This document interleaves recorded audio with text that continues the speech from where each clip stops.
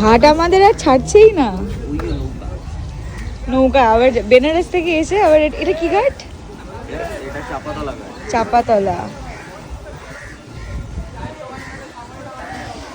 এইখানটা আমার pre wedding shoot হয়েছিল এইরকমই কোনো একটা দিকে। ও আচ্ছা সন্ধ্যেটা, হ্যাঁ সরোবর মনে আছে।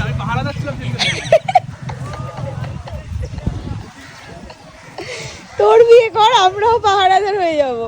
ফ্রাস্ট্রেটেড হয়ে গঙ্গায় চলে যাচ্ছে। দাঁড়াও দাঁড়াও, ঝাঁপ দিস না, ঝাঁপ দিস না। একটা দুটো সিঁড়ি আগে দাঁড়িয়ে পড়ো, তার আগে ডাকবো না। কি রে, একটু বেনারস বেনারস ফিল পাচ্ছিস? তো দেখছি ওই গঙ্গাটা ওদিকেও ছিল, এখানেও চলে এসছে। ঘরে আর মন টেকে না, যাই ওদিকটায়। রাস্তাটা বড্ড নোংরা যদিও। মানে বাড়িতে ফিরতে পারিনি, আমরা আবার এদিক ওদিক একটু ঘুরতে বেরিয়ে পড়েছি। আসলে বেনারসটা এত সুন্দরভাবে ঘুরেছি, মানে আমাকে টেনেছিল ভগবান, তাই হয়তো ওখানে যাওয়া হয়েছে। আসলে ভুলতে পারছি না। একটা ক্রাউডেড প্লেস কখনোই পছন্দ নয়, আর ঘুরতে যাওয়ার জন্য তো একেবারে নো।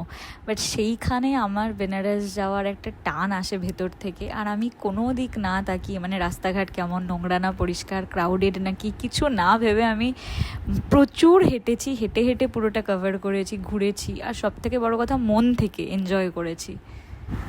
সেই জন্য কলকাতায় ফিরেও মানে বারবার মনে হচ্ছে যে এমন কোথাও যাই যেখানে গঙ্গা আছে, ওই শান্তিটা আছে। বাট বেনারসের মতো থোড়ি না পাবো, সেটা জানি।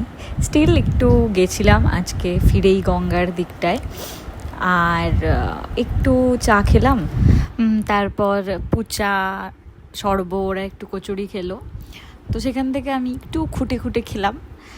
আর তারপর আর কি বাড়ির দিকে রওনা দিলাম। আর আমার নিরামিষ খেতে কোনো অসুবিধা হয় না, কিন্তু এরা তো একদম নিরামিষ খায় না, আর পুরো বেনারস নিরামিষের ওপরই এদের কাটাতে হয়েছে, তাই আজকে আবার বারবিকিউ যাব খেতে।